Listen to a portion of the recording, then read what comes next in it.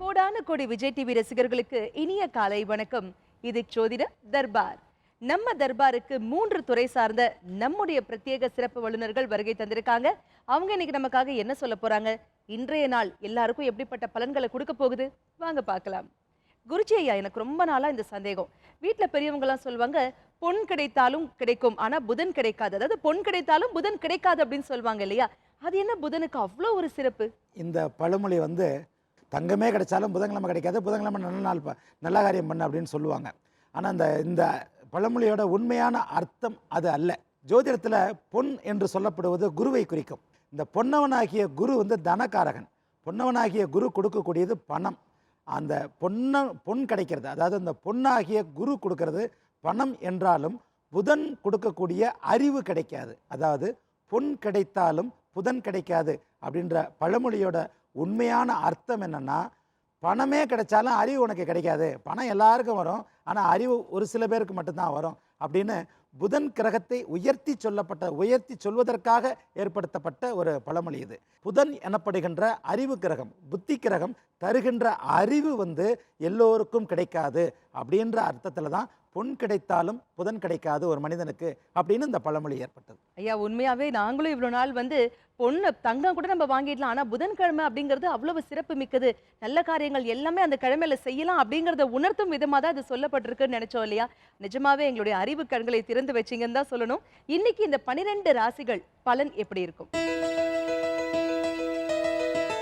மேஷராசிக்காரர்கள் இன்றைக்கு பெண்கள் சம்பந்தமான லாபங்கள் கிடைக்கின்ற ஒரு நாளாக இருக்கும்.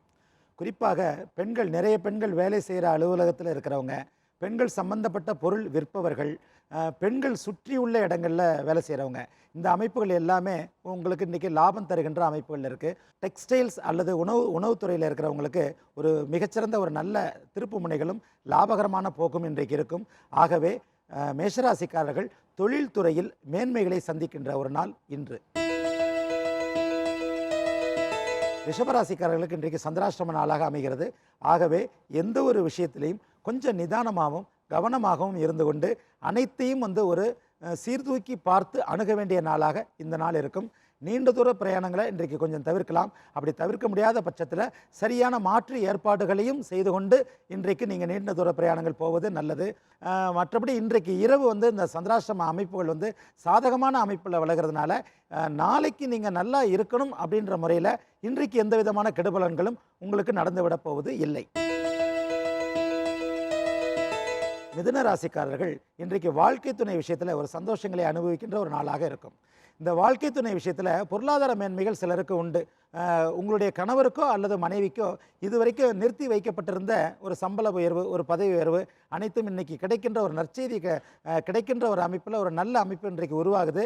ஆகவே உங்களுடைய வாழ்க்கை துணைவருக்கு இதுவரைக்கும் ஏதாவது கிடைக்காமல் இருந்த நல்ல விஷயங்கள் இன்றைக்கு மிதுன ராசிக்காரர்களுக்கு கிடைக்கும். கடகராசிக்காரர்களுக்கு இன்றைக்கி நோய் தீரும் நாள்னு சொல்லுவேன். ஒரு குறிப்பிட்ட சிலருக்கு நோய் தொல்லைகள், ஏதாவது ஒரு குறைபாடுகள் இருக்கிறவங்களுக்கு, ஒரு மருத்துவத்திற்கும் கட்டுப்படாத ஒரு அமானுஷ்ய அமைப்பு இருந்தவங்களுக்கு இன்றைக்கு கண்ணுக்கு தெரியாத ஒரு அமைப்பால் கண்டிப்பாக நோய் தீருகின்ற ஒரு அமைப்பு இன்றைக்கு உருவாகுது. 6ஆம் இடம் என்றைக்கு சுபத்துவம் பெறுகிறதோ, 6ஆம் இடத்துல போய் ராசிநாதன் போய் அமர்ந்து சுபத்துவம் அடைகிறாரோ அன்றைக்கு அந்த நோய் விஷயங்கள் விலகும் என்பதால் ஒரு மிகப்பெரிய நோய் தாக்கத்தினால் ஒரு தொல்லைகளை அனுபவித்து கொண்டிருந்த கடகராசிக்காரர்களுக்கு அதிலிருந்து விடுபடும் விதமாக இன்றைக்கு நோய் தொந்தரவுகள் அகலுகின்ற ஒரு நாளாக இன்றைக்கு கடகராசிக்காரர்களுக்கு இருக்கும்.